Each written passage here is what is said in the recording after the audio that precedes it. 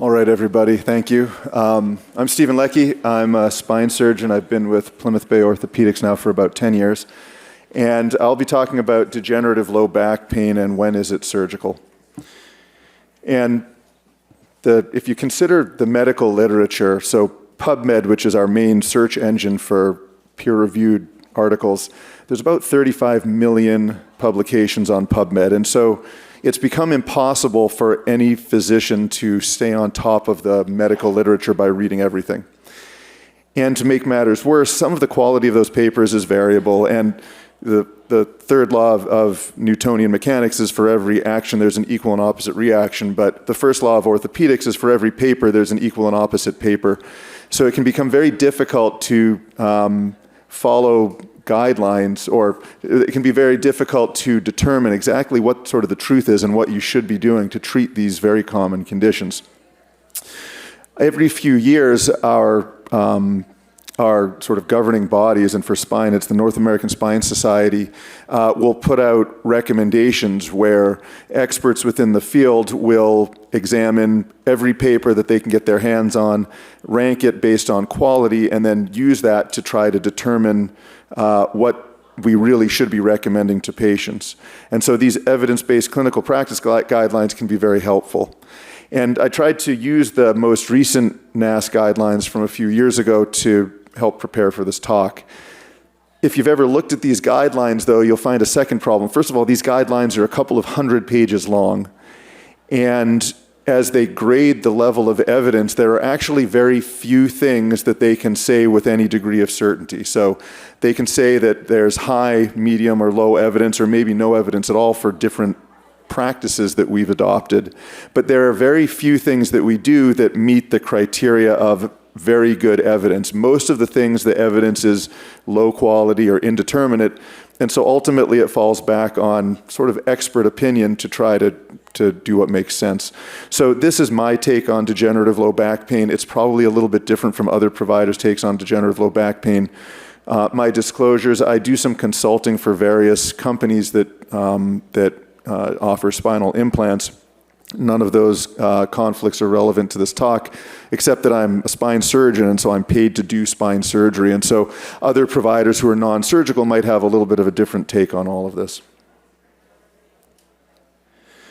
So as you're evaluating someone who has back pain, and I should back up and say that the majority of back pain, of course, is non-surgical. Very few patients who have back pain end up needing surgery. And the vast majority of people with back pain is a self-limited process. Not only do they not need surgical intervention, they don't really even need medical intervention. They need home exercises, let the self-limited process run its course. But once that back pain has been either severe enough or persistent enough that they need to come to medical attention, then we start to follow algorithms to try to determine how to treat them efficiently without being wasteful in terms of the providers that they might encounter and the studies that we might order. So the first step in evaluating these patients is to make sure you really know what you are dealing with, degenerative or arthritic low back pain, as opposed to other causes of low back pain, such as trauma, infection, or cancer.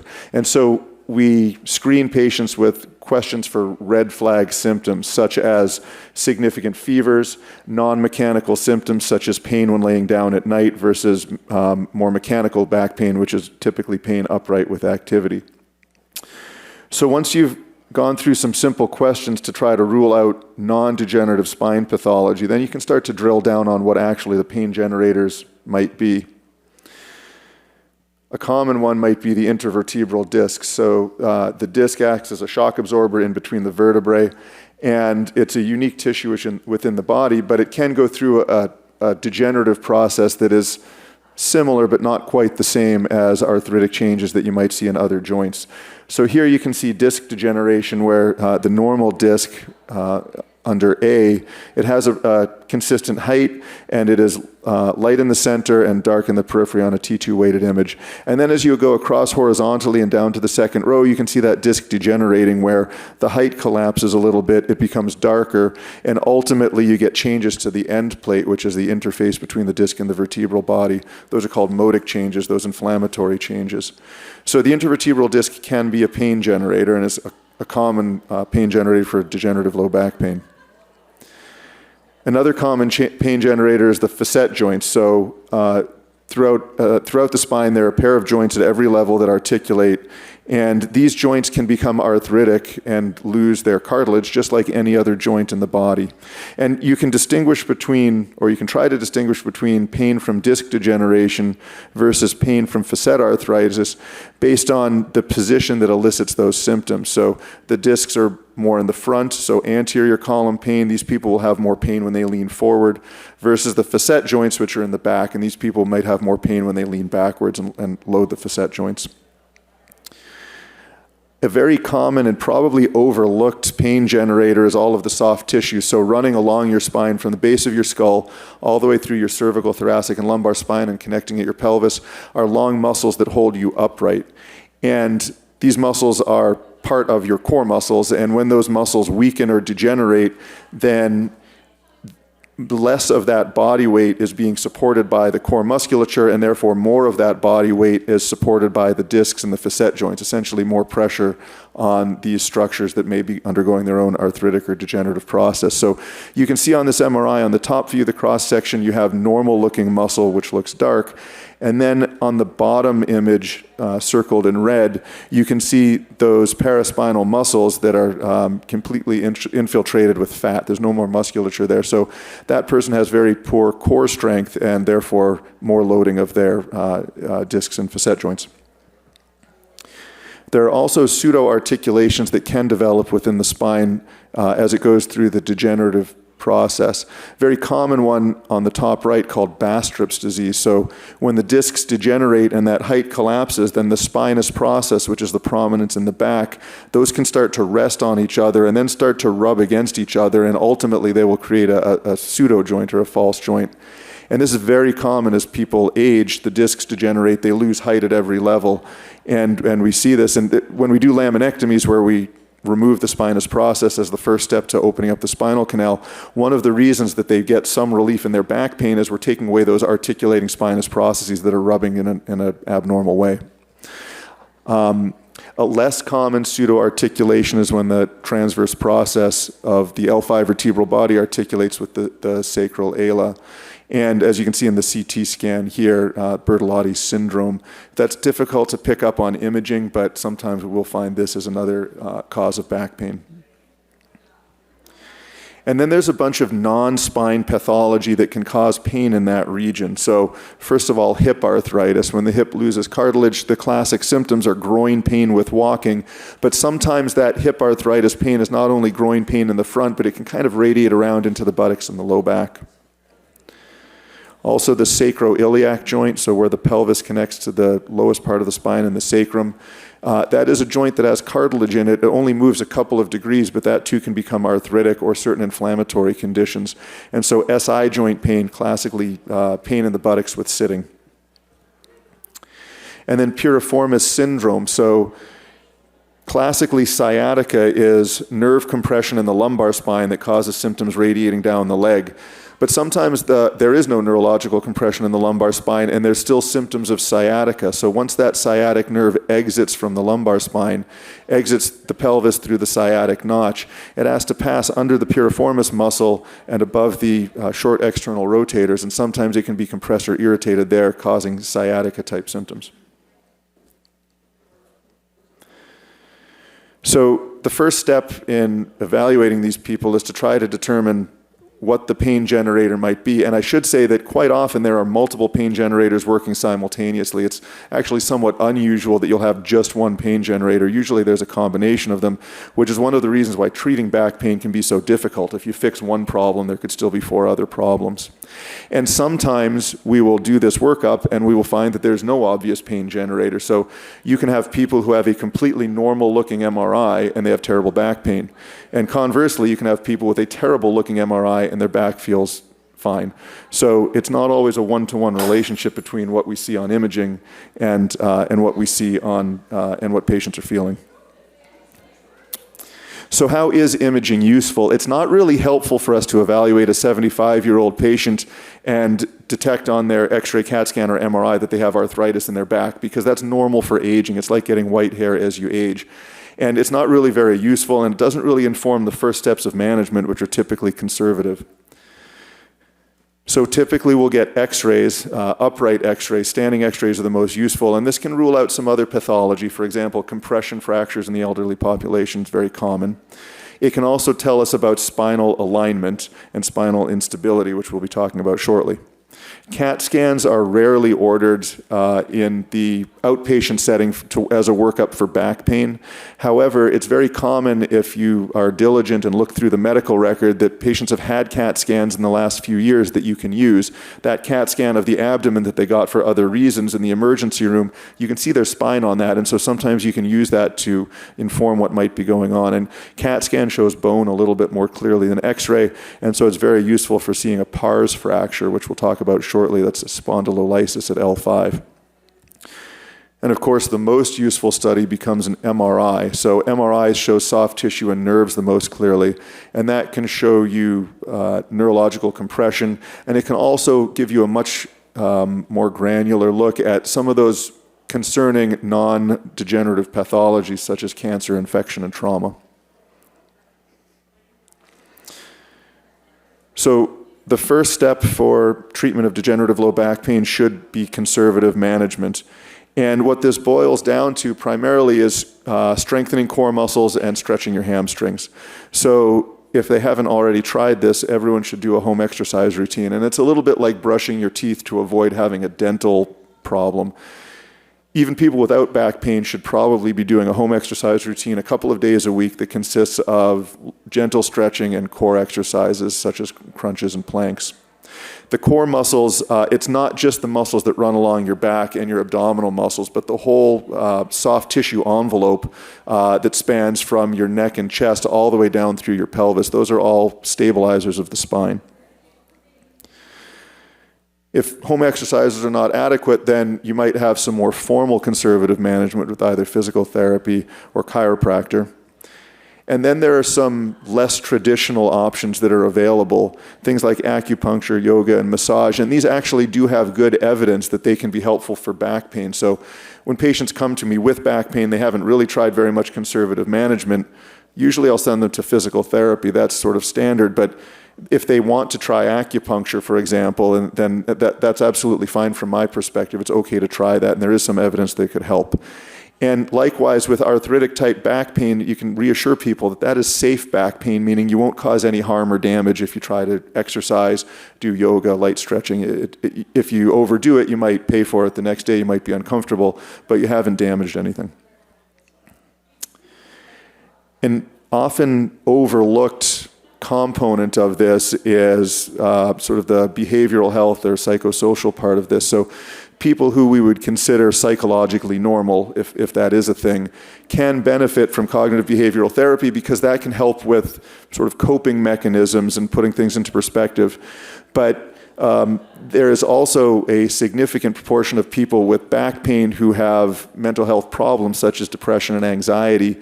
And pain makes depression and anxiety worse, depression and anxiety makes pain worse, and it becomes this downward spiral. And it's very difficult to treat that back pain without treating the mental health part of it. And the reason that we don't invoke this more frequently is because it's really difficult to find providers who do this. We have a lot of physical therapists here in the audience. There are only a couple of psychologists that are available to us in the community, and that is a nationwide problem. Some things that are not recommended, and this is personal opinion, but also from those NAS guidelines that I presented to you. Traction has never really been shown to help very much. So inversion tables, probably not going to cause any harm or damage. Some people do feel like they help, but there's really not very good evidence for that. Braces are counterproductive. So people with back pain feel like a brace will give them extra support. That should help them get up and go. But actually braces do the opposite. So if you're wearing a brace all of the time, your back muscles, your core muscles are becoming weaker because you're not using them. So we recommend against braces. TENS is sort of an older technology that doesn't have very good evidence in support of it. And then there are newer things like lasers. We don't really understand what the lasers do, but the evidence is not in support of using those types of modalities. Different medications in terms of categories. The over-the-counter medications should be the first step, so anti-inflammatories and Tylenol. From my perspective, it doesn't really matter which anti-inflammatory you take. Some people swear by one versus another, but they all have essentially a similar mechanism. Of course, people who have GI problems or bleeding problems can't be on anti-inflammatories, and people who have liver problems can't take too much Tylenol.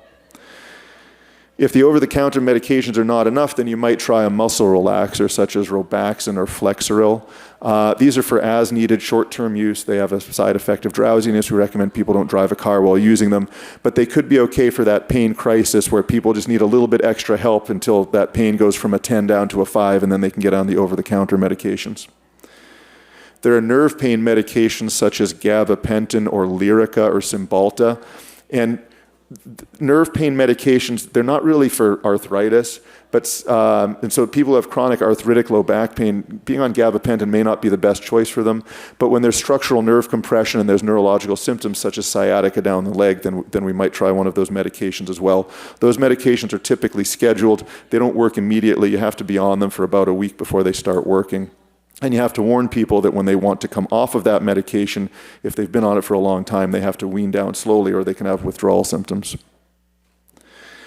Not recommended for the treatment of chronic low back pain, narcotics. So it's intuitive that if you have terrible pain, then you should use pain medication to treat that. But the long-term evidence shows us that narcotics, opiates such as oxycodone, those medications are no more effective than anti-inflammatories for the treatment of back pain.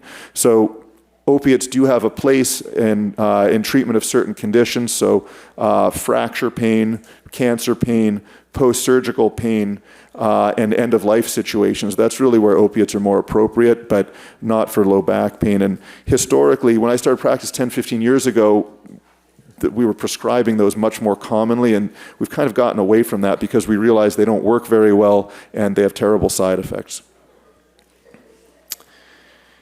If that initial attempt at conservative management hasn't worked, then the next step might be spinal injections, and they come in different varieties. So there are some injections that focus on nerves. If there is a lumbar disc herniation or stenosis, then you might get an X-ray guided, fluoroscopy guided epidural injection, which delivers steroid medication right to the problematic area. There are also different types of injections that can be done for arthritic conditions. So the arthritis to the facet joints, that can be treated with a facet block where some numbing medication is provided, or an ablation procedure where a probe goes right to the medial branch of the nerve that innervates the facet joint, and then that probe heats up and it can ablate or destroy that nerve, so some of that facet joint pain can go away. And that particular nerve typically grows back after about 6 months, but it is another option. And if we think that pain is coming from the sacroiliac joint, that joint also can be injected with steroids or have an ablation procedure.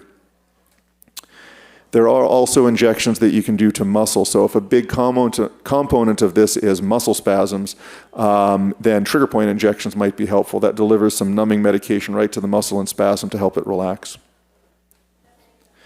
And this is relatively new, this ablation to the basivertebral nerve. That's also called Intracept. It's not listed in the NASS guidelines because it's only become popular in the last few years.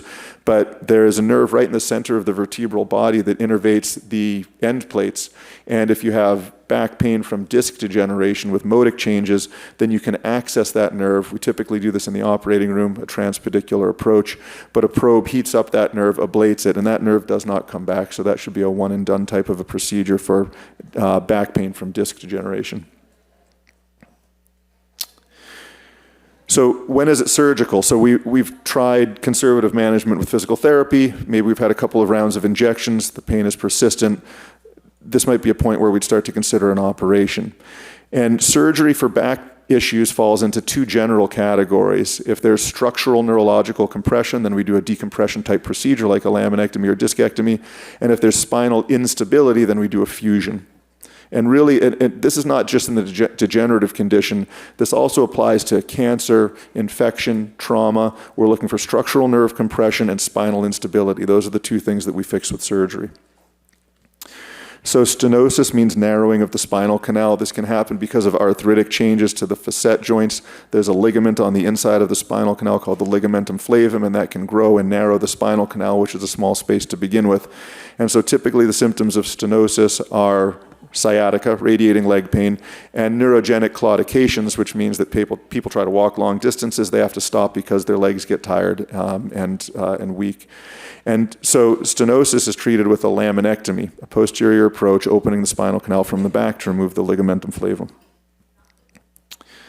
Another condition that might be treated surgically is a disc herniation. So the discs are the shock absorbers in between the vertebrae, and when that inner part of the disc, which is called the nucleus pulposus, ruptures through the outer wall of the disc, which is called the annulus fibrosus, that can rupture into the spinal canal and cause an acute structural nerve compression, causing back pain and, of course, sciatica. And in those situations, again, we try some conservative management, but if that doesn't work, then a microdiscectomy to remove the disc. Another cause of structural nerve compression is a facet cyst. So the synovial joints, the facet joints, as with any other joint, they can develop a cyst. When this happens in the knee, we call it a Baker's cyst. But when that cyst, which is the joint capsule, fills with fluid and expands into the spinal canal, then that can also cause structural nerve compression. Symptoms are fairly similar to a disc herniation because it is structurally a similar pathology. It just comes from a different source. And we remove that facet cyst surgically with a laminectomy. There are certain circumstances where we would skip over conservative management and jump right to urgent surgery, and that is when there's been an acute increase in structural neurological compression that is severe, resulting in neurological deficits, so weakness in the legs, sensory loss in the legs or in the saddle anesthesia, or the saddle area, which is around the privates, and then bowel or bladder dysfunction because the sacral nerve roots control the sphincters. So the typical situations where we might have urgent surgical intervention would be an extremely large disc herniation that occludes the spinal canal. Certain types of cancers can do this quickly. Sometimes bleeding, which is called an epidural hematoma, can cause it, and sometimes an infection. So an epidural abscess can cause this urgent surgical situation where we would skip conservative management. So as I'd mentioned before, fusions are performed for spinal instability. The most common type is degenerative spondylolisthesis. Spondylolisthesis means a forward slip of one vertebral body on the next, and it happens because of arthritic changes within the disc space and the facet joints. And when there is this pathologic motion within the spine, that's how stenosis or narrowing of the spinal canal develops. So degenerative spondylolisthesis typically occurs at L4-5, as depicted here on this MRI, causing sciatica-type symptoms or claudication symptoms. And in this case, we would do typically an approach from the back, a laminectomy, but also you'd do a fusion in this case because if we remove those posterior elements, take away the ligaments in the back of the spine to get a good decompression, then that forward slip can continue. So to stabilize that, we would fuse them with rods and screws. The second most common reason for fusion in the lumbar spine is isthmic spondylolisthesis. This typically happens at L5-S1, and it goes by a couple of different names. So a pars fracture, here depicted at L5. This is not a fracture in the traditional sense, like if you fell over and broke your wrist and you need to have a cast. This is a weakness that develops in that bone typically during teenage years. About 5% of the population has it, and about 5% of that 5% go on to develop symptoms from a forward slip, resulting in nerve root compression and back pain. So isthmic spondylolisthesis, pars fracture, and spondylolysis, those all mean the same thing. And then there are deformity conditions. So deformity is sort of its own category within spine, but ultimately deformity is typically degenerative changes that span across multiple levels. So in the coronal plane, that deformity is called scoliosis, and in the sagittal plane, that deformity is called kyphosis, or forward tilted posture. And those types of situations, again, having failed conservative management, we would typically treat surgically with fusion.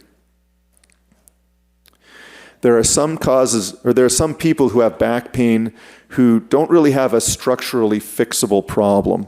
So for example, post-laminectomy syndrome, where people can get a condition called arachnoiditis. What you can see on this MRI, which is cross-sectional imaging, that white spinal fluid, there are no nerve roots visible within that spinal canal because due to inflammatory changes, those nerve roots are all clumped along the periphery and hugging the periphery of the dura. And so that inflammatory condition, arachnoiditis, people might get that from having multiple injections or multiple surgeries.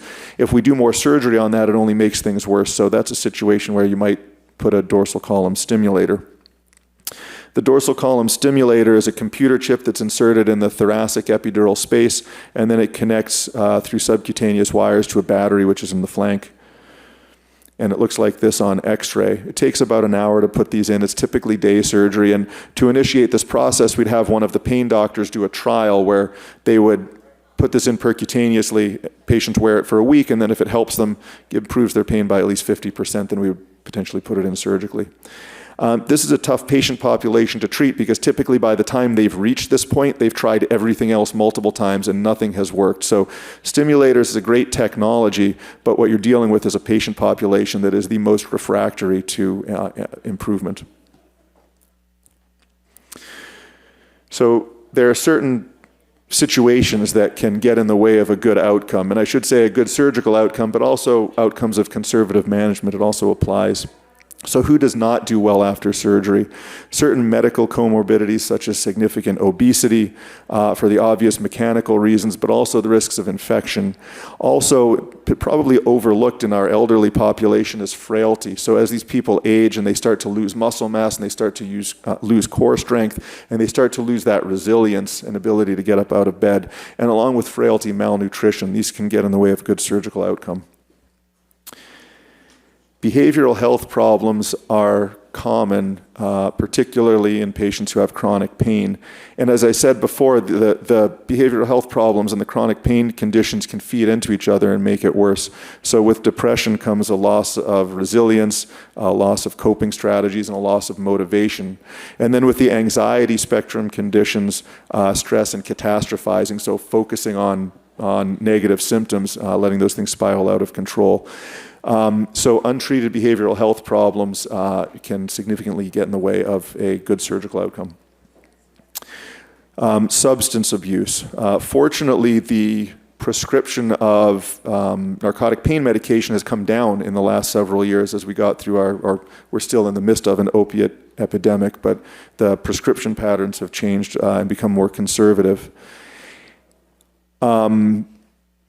Narcotic pain medication comes with addiction, which is a chemical dependence. Addiction, this is not meant to be pejorative to certain patients. Addiction is a chemical dependence, not something that can just be overcome with willpower.